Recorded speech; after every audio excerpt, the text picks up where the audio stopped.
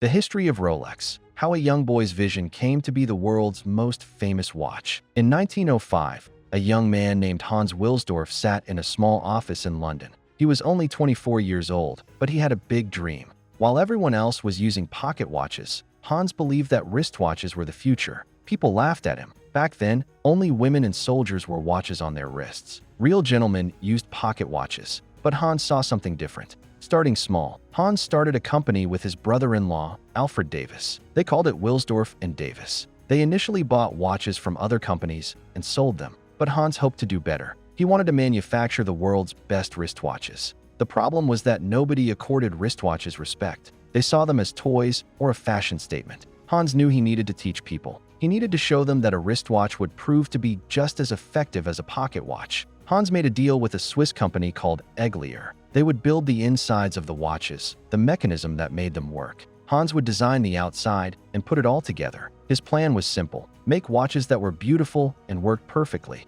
In 1908, Hans needed a name for his watches. He tried hundreds of names. He wanted something that was short that people can quickly say in any language. After many tries, he came up with Rolex. No one knows for certain where this name came from, but Hans just said it felt right. It was easy to say and remember, proving the doubters wrong. Hans knew that nobody would believe his watches were good just because he said so. He needed proof. In 1910, one of his Rolex watches became the first wristwatch in history to have an official certificate awarded to it that it was accurate. This was big because until now, only the most expensive ship clocks were given these certificates. But Hans needed more proof. He got it in 1927 when a lady named Mercedes Gleitze tried to swim the English Channel. It was very difficult and dangerous. Hans asked her to wear a Rolex during the event. Mercedes was submerged in ice-cold water for more than 10 hours. When she finished, everyone assumed the watch would be ruined. But it wasn't. The watch stayed dry inside and continued running like usual. Hans was so excited that he bought the front page of a major newspaper to tell everyone about it.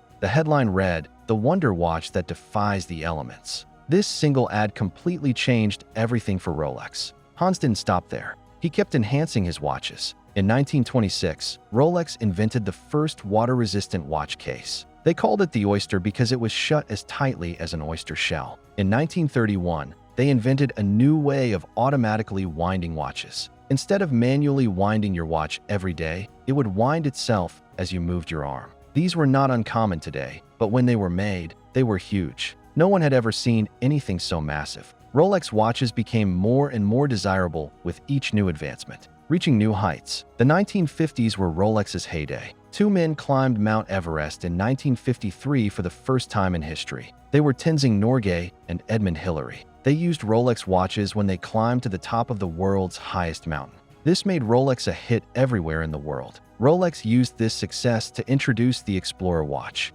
It was not just a watch, it was an explorer's watch and adventurer's watch. Those who bought it thought they could climb mountains too. Around the same time, Rolex made watches for all sorts of people. The Submariner was made for deep-sea divers. The GMT Master was made for airplane pilots that crossed over several countries. The Day-Date was made in gold and had the nickname of the President's Watch because several world leaders used it. When Hans Wilsdorf died in 1960, everyone wondered what would happen to Rolex. But Hans had been smart. He had set up a trust so the company could continue. This meant that Rolex would never worry about how much money to make for shareholders, but only how to make the best watches. The establishment preserved Hans's vision. They ensured that Rolex remained independent and made outstanding watches. They also ensured that Rolex watches remained unique by not producing too many of them. This made them even more desirable. Rolex today? Today, Rolex is the most famous watch brand in the world. They manufacture around 1 million watches per year, but there are waiting lists to buy them.